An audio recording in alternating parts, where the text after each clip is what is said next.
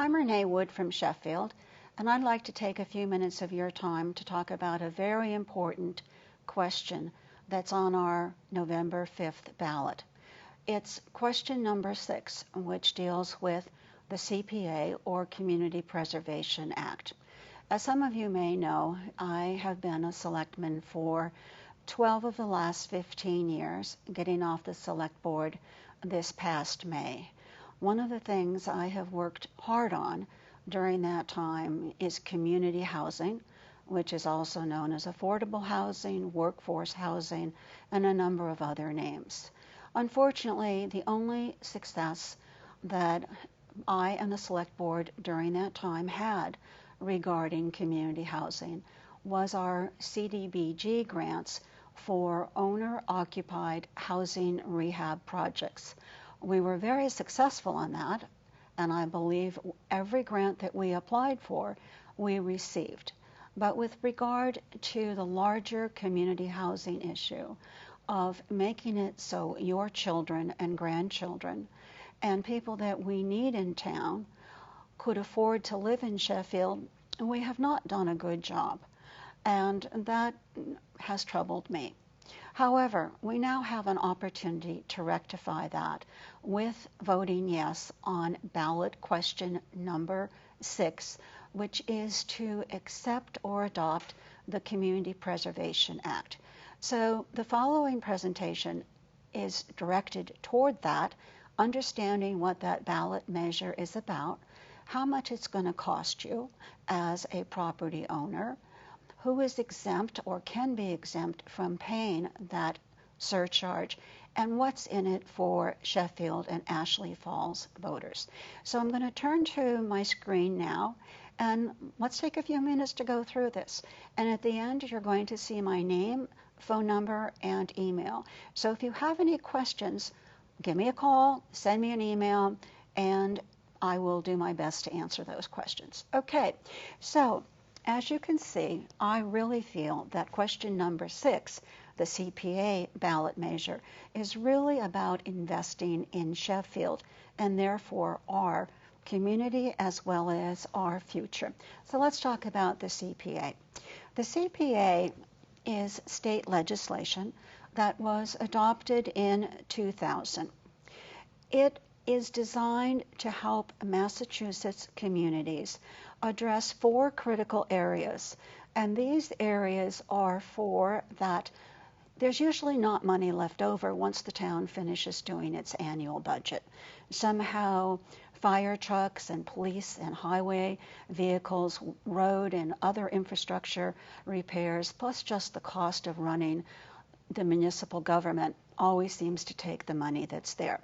So the Community Preservation Act helps Massachusetts communities like Sheffield create community housing, preserve historic sites and buildings, develop outdoor recreational facilities, and preserve open spaces.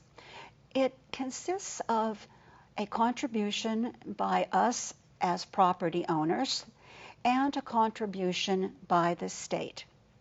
For this ballot measure, the local contribution would be a 1% surcharge on property taxes after exemptions, which we'll explain, as well as matching funds from the State Community Preservation Trust Fund.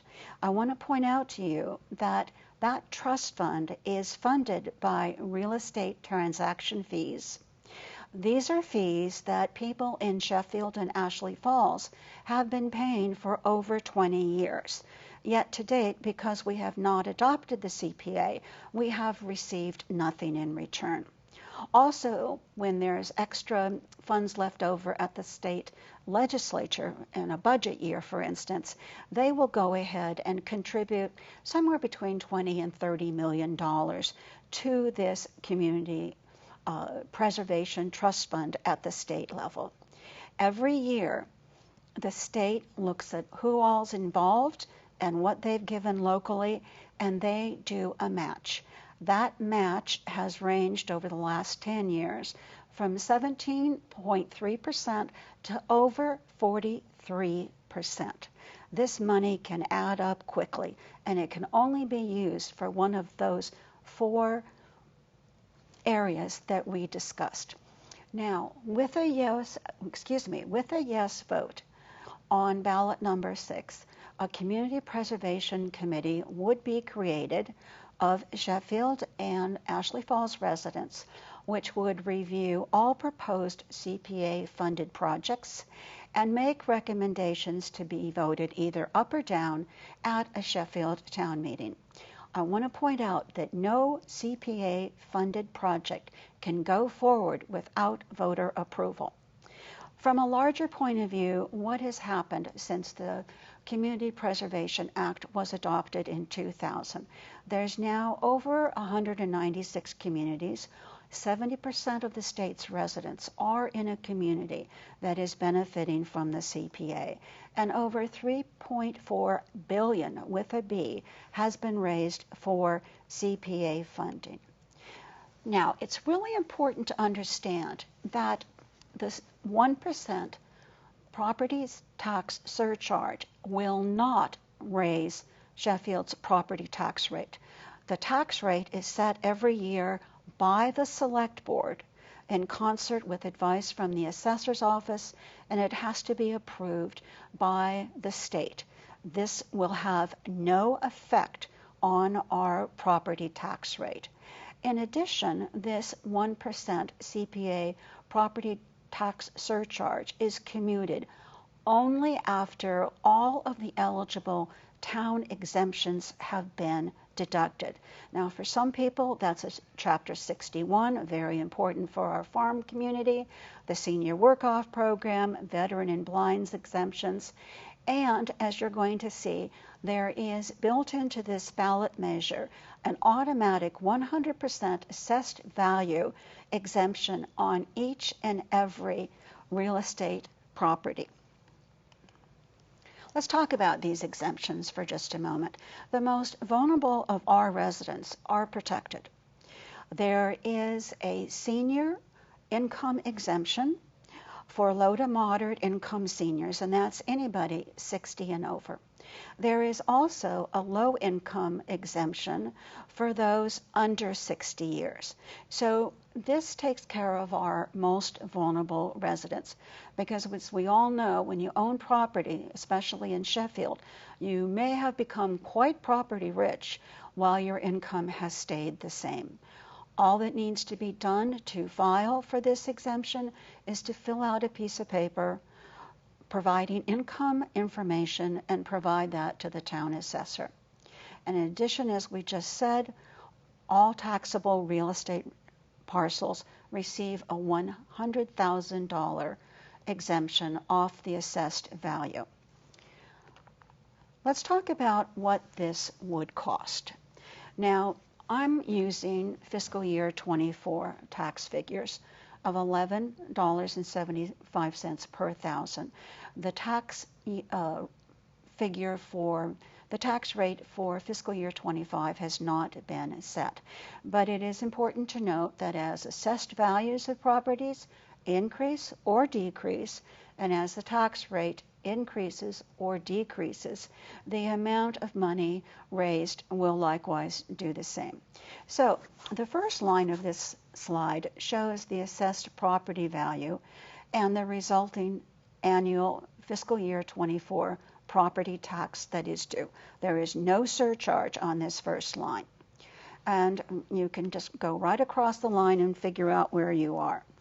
The average home is somewhere about $453,000. Now, if we take off the automatic $100,000 exemption, you'll see that the $100,000 assessed value property, once the $100,000 is reduced, it doesn't pay anything. The $200,000 is now valued at $100,000, and for the whole year, if this was enacted, it will pay a 1% surcharge of $12. As I said, the average home price is between about $453,000, so with the deduction, that comes right here between the $300,000 and the $400,000, so we're talking $36 to $47 annually.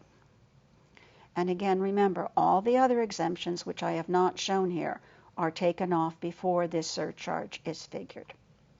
How much might we receive from our own locally raised CPA funds and the state matching CPA funds?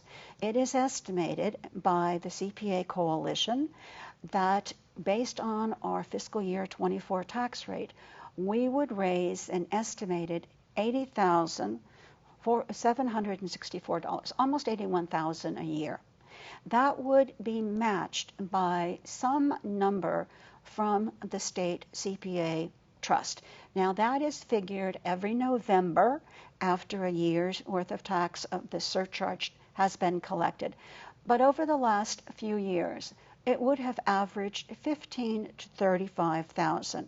So we could expect annual CPA revenue of $95,000 to $115,000, and this will add up very quickly. How could we use that?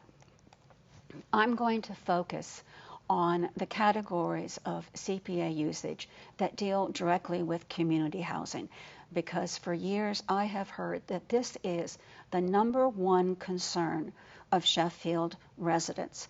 How are we going to attract and keep our school teachers, our firefighters, our community service people who really, many of them cannot afford to buy into Sheffield? We're becoming more a town of retirees and second homeowners, and we need basic people who we know they're our neighbors, they're our kids who need to be able to come and live in Sheffield. So overall, the Community Preservation Act funds can be used for these listed categories. They can be used for overall housing planning. We can hire professional assistants. I want you to remember that our planning board consists of 5 volunteers, and our housing commission consists of another 5 volunteers. It is unreasonable to expect that they are going to be able to do all the work. Our planning board has laid the table for housing to occur. They are way ahead of many communities in what we add and offer in terms of housing opportunities, but it has to be built and it has to be taken forward. Our Housing Commission has worked hard and has a state-approved housing production plan, but again, who is going to implement it? Who is going to do all the work? If this passes, I'm willing to do some of the work, and we can hire people to help us put those plans into action. We can also buy land and we can buy housing. We can fund housing activities. We can work in concert with Construct or Habitat for Humanity or other nonprofit and profit developers. We can build housing. We can renovate and rehab existing housing. And we also can provide mortgage subsidy loans and rent assistance to those who might need it, especially if we ever have another COVID-19 situation. I want to point out to you that the median Sheffield income is $86,184. That was in 22, the latest figures that I could find. I'm going to guarantee you that it's up higher than that today. And the median Sheffield owner-occupied household income is over 92,000. So when you see affordable community workforce housing, where you can help those that are up to 100% of that median Sheffield income, that's going to be able to help a lot of our residents now who are renting, as well as the people we need to join our community so that we stop becoming an older community and have the workforce that we need to prosper. Here are a couple examples of CPA-funded projects, and you'll see if as you look at this that it doesn't take a lot of money to accomplish a lot. Here is an example from Beckett where they did a rehabilitation partnership with Construct, and they put in about $45,500 and they rehabbed a complete house. They also, on the historic side, which we don't want to forget about, painted their public library and did restoration activities. And you know, we just spent $250,000 in the last year or so putting a new roof on our historic police station. And we have our historic town hall, and we have our historic library that are going to need renovation and painting, new roofs at some point. And isn't it much better to use these CPA funds that do receive a state match than asking the taxpayers to foot the bill? Also, we can use the funds, if approved at town meeting, to restore some of our historic churches when they need it. The example here, the belfry had completely rotted, and they put in some money, private funds too, and they were able to do that. As you read this slide, you're going to see a number of other things that deal with recreation and also housing partnership. I want to show you one other slide, because using CPA funds, you can plan for the future. As you look at this slide, you're going to see that there are 3 examples of how communities, including nearby Great Barrington, has used money to plan ahead and have the money there in case a unique opportunity comes up. When Chapter 61 land is taken out of 61, the town has the right of first refusal. Usually there's no money set aside to do that, and the opportunity has to be foregone. There could be land that would be appropriate for community housing. If we were to set aside funds, we could act on that when it's appropriate, and town voters, of course, would have to approve that beforehand. And in Great Barrington, they're working with Construct to see if land that Construct has in Housatonic would be able to sustain 16 new housing units. Let's look at the question itself, because this is what you're going to see on the ballot. It's ballot question number 6. It's on the back of the ballot, and it's nestled in amongst 6 state questions. So you may have to look for it, but it says, shall the town accept, which means adopt, and the sections that they quote really are, in the summary you'll see, the Community Preservation Act. So that's what we're talking about. It also says that Sheffield and Ashley Falls would apply a 1% property tax surcharge, a levy, on all real property beginning in fiscal year 26. So this wouldn't start until July 1, 25, and they would also accept the distribution from the state funds. If you go to that first bullet, you'll see the exemptions that we have been talking about. First is the income exemption for seniors who live in their own home and are income qualified. The second exemption is for what they call low to moderate income, those under 60 who also qualify for an income exemption. The third one is basically the $100,000 exemption for all parcels of real estate, residential, industrial, and commercial. The last little bullet there shows that a community preservation committee would be established. There's certain positions that are required to be drawn from by law, like the Conservation Commission and the Planning Board. Others will be appointed by the selectmen, so people can apply for that. And they need to put and vet all of the submitted proposals for CPA funding, which again must be approved by town meeting. And 10% of all the funds raised must be earmarked for each of these categories. But you can save up, you don't have to spend it all in one year. This can be accumulated, and then town voters will decide how to spend it. You don't lose the local funds, you don't lose the match by just beginning to accumulate your funds. Again, you can raise this money and keep it until a worthwhile project comes along. Now, what's in it for us? What's in it for all of us as taxpayers? First of all, with the exemptions, the most vulnerable households are protected. They just need to file an exemption form, as is the case with every exemption that a taxpayer claims. We talked about the $100,000 exemption on all properties. Existing exemptions, like the Senior Work-Off Program, Chapter 61 programs, they all continue in place and are deducted before the CPA 1% property tax surcharge is applied. And also, we know that town money cannot be used to help a nonprofit like Dewey Hall or the Stone Store or a church that needs assistance. This money can be with voter approval.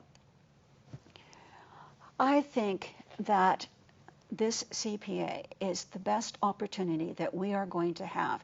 In fact, after spending a lot of time on grants, as many of you know, this is the only program that I have been able to find that gives an excellent opportunity to leverage our locally raised funds.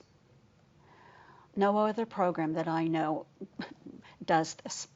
And with both the Healy administration's recent commitment to affordable community housing, with the legislature passing a very large, I believe it's $5.4 billion bond, and one of the political parties talking about making affordable housing and housing in general a national commitment, I think we're in an opportunity to really see a renaissance in our ability to deliver housing for our community. So I urge you to pass this. I want to point out that these funds are not subject to either the Select Board's approval or the Finance Committee. They cannot be used for any town budget items like the fire trucks, the police cruisers, or the many, many things that we have to pay for every year as taxpayers. These are outside of that process and are only subject to town meeting approval by voters. It's a great way to leverage the money, as I already said, and let's look at a couple more advantages. We have been paying into this fund for over 20 years. We have not received a dime. All of our money has been going to communities that have already adopted the CPA. So why don't we adopt it this year and start getting our rightful and fair share? We've made a lot of plans in Sheffield. The master plan, which I know I worked on with others and many of you, and also our new housing production plan. Let's get some money to make this possible. I think that's it for me. I just want to again let you know that I hope you will vote yes on question number 6. And if you have any questions or comments, here's my phone number and my email. I would look forward to talking to you or hearing from you. And for those of you who have vote by mail ballots, you can vote right now. There's going to be opportunities for early voting.